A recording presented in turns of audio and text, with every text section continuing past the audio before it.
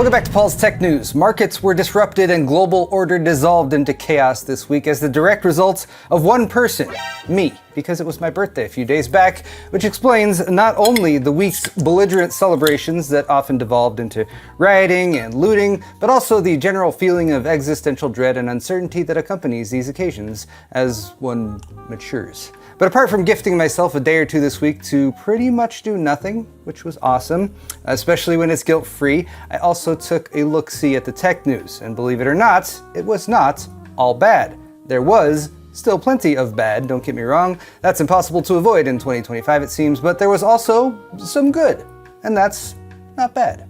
Cheers. Excellent!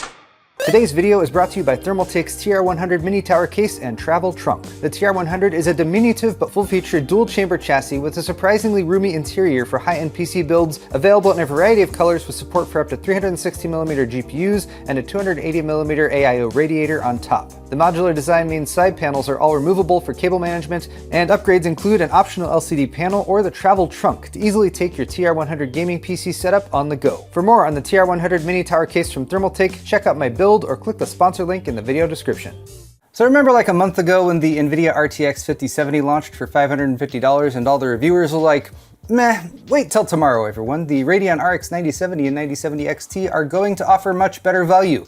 Well, a lot seems to have changed since then, and thanks to none of the new 2025 GPUs offering value or selling at the price they were advertised for, consumers are at a disadvantage, and therefore this has become news. Ladies and gentlemen, I bring you a breaking story that upon Friday, April 11th, 2025, for some time in the late morning and early afternoon, an NVIDIA GeForce RTX 5070 12GB was available for purchase at its $550 MSRP on Newegg.com. Sure, it's sold out now and shipping was like $13, but wow! For anyone who thought 2025 maybe wasn't going so well, I imagine this has turned your opinion around and renewed your faith in PC gaming and the companies that make PC gaming hardware. There's even joy to be found in places outside of the US, like our old friends, the UK, where Kit Guru reports an even better 5070 deal, 519 Great British pounds, which sounds pretty heavy, but actually represents a 4% discount versus MSRP, which is probably why NVIDIA stock struggled this week. Investors really hate when you give gamers value for their money. The next best option for a 5070 in the US right now, per PC Part Picker, is a $600 white MSI Ventus 2X model. Looks like that sold out too.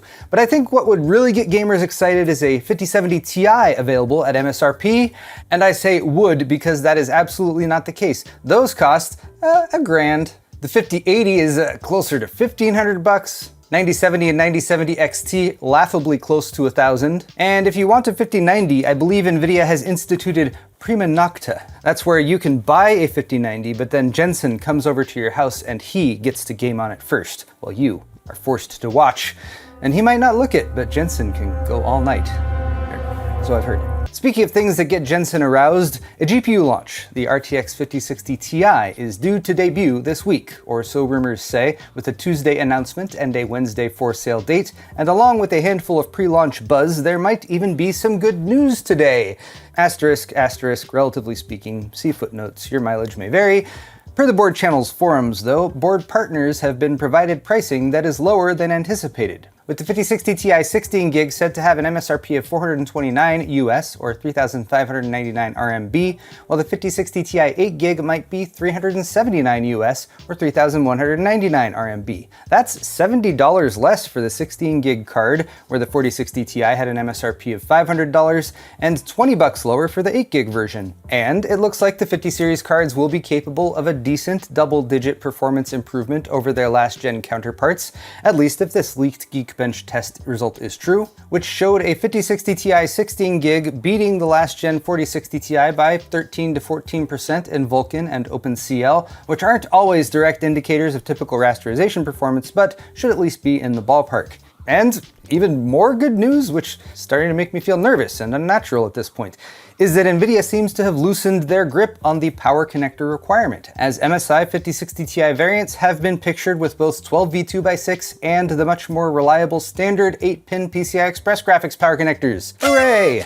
Now, it would be more of a point of principle to opt for an 8-pin power connector with these lower power cards, as even 12V2x6 should have no problem safely delivering 150 watts for an RTX 5060 or 180 watts for a 5060 Ti, but even if it's just to help board partners keep costs down, I approve of this now being an option. Now do it for other 50 series cards NVIDIA, especially the 5090. I will run 4 8-pin PEG connectors any day over 12V2x6. We also have apparent confirmation that the 5060s are PCI Express 5.0 by 8 cards, which isn't surprising. Still plenty of bandwidth, and not that we needed further assurance, but some ASUS marketing materials seem to verify that there is a 5060 Ti 8GB version that exists, as well as the 16GB, which was spotted by Unico's Hardware in a promotional image for a full lineup of ASUS PC hardware Hatsune Miku Special Edition. So now we will all need to buy this entire package of things too. Shucks. You guys into Hatsune Miku? You guys are into Hatsune Miku, right?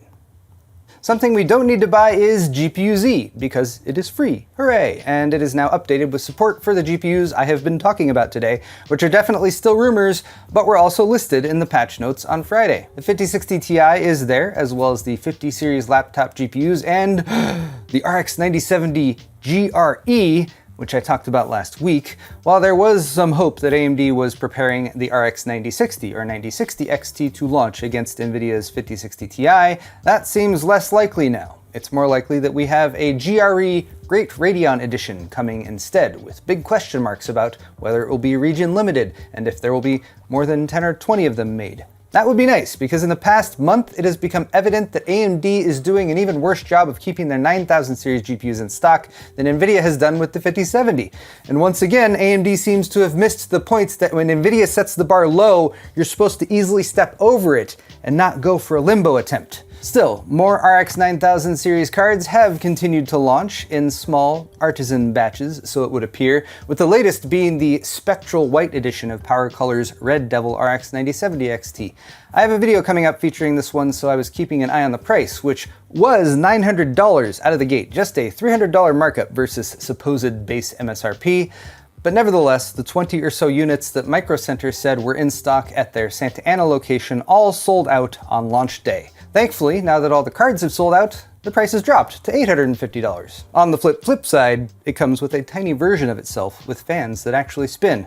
So technically you're getting 2 graphics cards. Speaking of getting more than you bargained for, when you're almost full to the brim with tech news, we fill in the corners with tech briefs. The tariff situation here in the US continued to cause problems for manufacturers, distributors, and consumers alike, with a tumultuous week capped off by the Trump administration pushing a 90-day tariff pause button for everyone except China, and except for that 10% minimum tariff that was already in place before they went ham last week. It's difficult for me to cover these policies as they seem to change on a whim day by day, but I wanted to say 3 things. First, a tariff is a tax, which you can verify by searching tariff definition on the internet or spending 5 minutes with a junior high econ teacher. Probably more like 30 seconds, but thank you to the handful of cantankerous armchair etymologists who tried to convince us otherwise in last week's comment section. Second, I would rather not talk about this stuff, believe it or not, but I would be doing a pretty bad job covering tech news if I just ignored something that was majorly and directly impacting the price of the products I'm supposed to be focusing on. And thirdly, yes, tariffs are majorly and directly impacting the price of tech products, and here I submit evidence of the companies themselves, saying things like, "We must increase our pricing due to the unprecedented and aggressive tariffs." Laptop manufacturers are likewise suspending shipments and or increasing prices, and from a consumer perspective, I think these are all bad things. And if something is bad, I don't think it's unreasonable to criticize it.